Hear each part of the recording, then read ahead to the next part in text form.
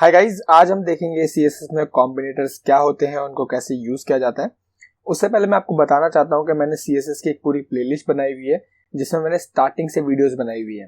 अगर आपने वो अभी तक एक्सेस नहीं किया है तो मेक श्योर आप मेरे चैनल पे जाओ और उसको एक्सेस कर लो ताकि आप सीएसएस को स्टेप बाय स्टेप स्टार्टिंग से सीख सको, जिसका लिंक मैं डिस्क्रिप्शन में भी दे दूंगा। तो चलिए बात करते हैं कॉम्बिनेटर्स के बारे में। मैंने VS कोड में ऑलरेडी एक combinators.html की फाइल बना ली है जिसमें मैं फटाफट एक बॉयलरप्लेट डालने वाला हूँ और इसका टाइटल में रख दूंगा CSS कॉम्बिनेटर्स। और बॉडी के अंदर मैं एक डिव बनाने वाला हूँ जिसकी मैं क्लास रख दूंगा मेन, और इसके अंदर मैं कुछ पी टैग बनाने वाला हूँ। मैं 3 पी टैग बनाऊंगा। यहाँ पे मैं एक जादुई चीज करने वाला हूँ।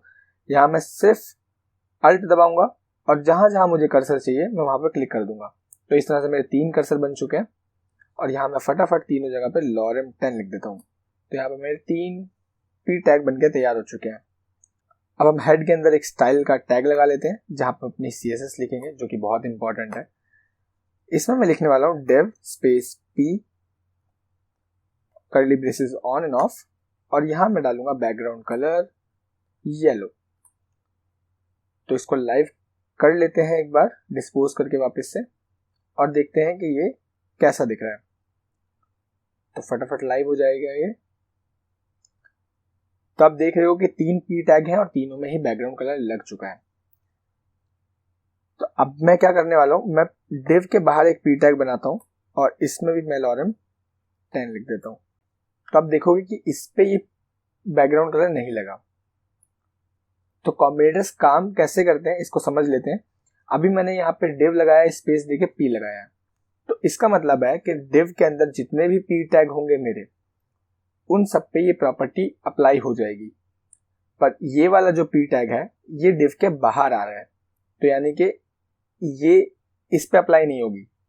ठीक है, अगर मैं इसी div के अंदर अब कुछ और एलिमेंट्स डाल दूं, जैसे कि मैं h1 डाल देता हूं, हेडिंग्स लिख देता हूं इसको, और इस एक h2 भी बना देता हूं जिसमें मैं अपनी हेडिंग 2 लिख दूंगा। तो आप देखोगे कि हेडिंग 2 भी आ गया, बट कलर सिर्फ इसमें हुआ है क्योंकि मैंने अभी इसको सिलेक्ट किया हुआ है। अगर मैं h1 को 3 बना लूं और p टैग की जगह पे मैं h1 डाल दूं, तो आप देखोगे कि सिर्फ h1 पे ये काम कर रहा है, h2 पे नहीं, p पे नहीं। तो ये होते हैं हमारे डिसेंडेंट सिलेक्टर्स CSS के अंदर। ठीक है, तो जो भी हमारा div होगा उसके अंदर जितने ही पी टैग आ रहे होंगे वो सब पे ही ये रूल अप्लाई हो जाएगा। सेकंड हम देखते हैं, मैं इसको वापस से p कर देता हूं। सेकंड में मैं एक प्लस का साइन लगाऊंगा बीच में। अब आप देखना क्या हुआ। तो ये प्रॉपर्टी सिर्फ इस पे अप्लाई हुई। ऐसा क्यों हुआ? इसका मतलब होता है कि div के जस्ट बाद प्लस div के जस्ट बाद जो भी पी टैग होगा ये प्रॉपर्टी उस पे अप्लाई हो जाएगी।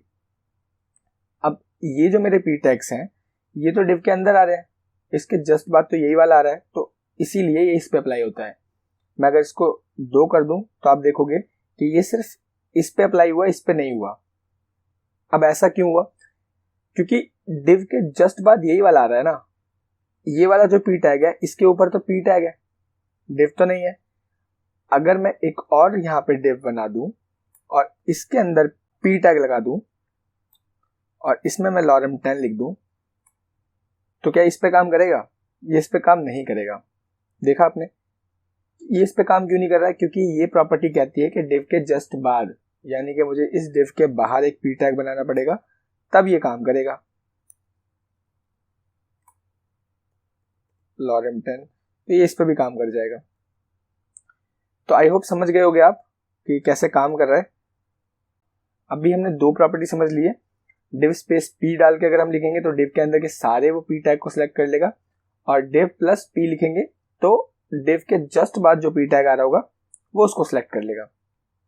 अब हम तीसरी प्रॉपर्टी की बात करते हैं जो कि होती है हमारी क्लास सिलेक्टर। इसके लिए मैं क्या करने वाला हूँ, यहाँ पे मैं ग्रेटर देन का साइन लगाऊंगा और बस। अब आप देखो ये कैसे काम कर रहा है। तो आप देखोगे कि इसने पहले 3 पी टैग और div के अंदर जो आ रहा है, सेकंड लास्ट जो है हमारा ये div के अंदर आ रहा है, तो इन तीनों को, इन चारों को इसने सिलेक्ट करके बैकग्राउंड कलर दे दिया है। तो अब बात ये आती है कि जो हमने सबसे पहले देखा था जिसमें हमने सिर्फ div प्लस p डाला था, तब भी सेम ही चीज हो रही थी। अगर मैं इसमें से हटा दूं ये चीज, तब भी आप देखोगे कि ये सेम ही चीज हो रही है। तो इसमें डिफरेंस कहां पे आ गया? डिफरेंस है, मैं आपको दिखाता हूं क्या डिफरेंस है।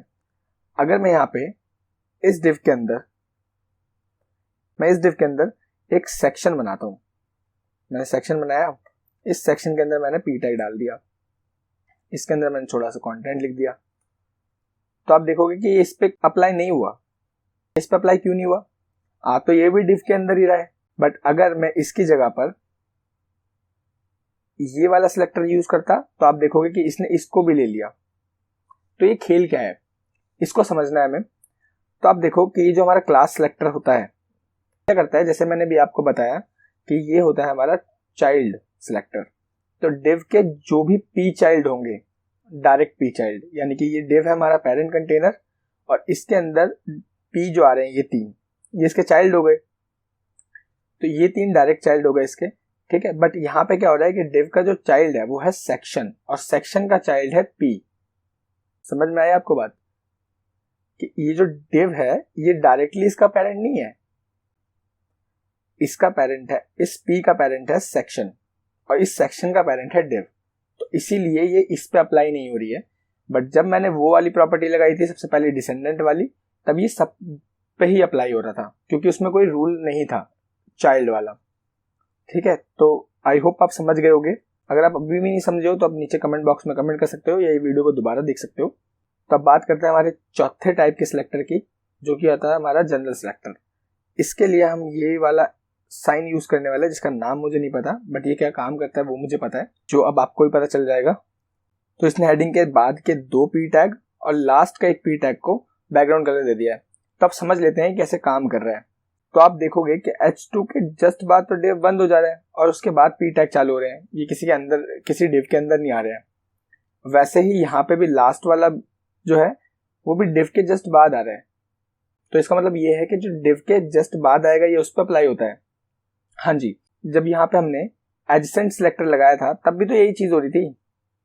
तो आप देखोगे कि तब भी तो यही चीज हो रही है, हेडिंग 2 के जस्ट बाद इसने इसको बैकग्राउंड कलर दे दिया है, वैसे ही इसने लास्ट में भी बैकग्राउंड कलर दे दिया है।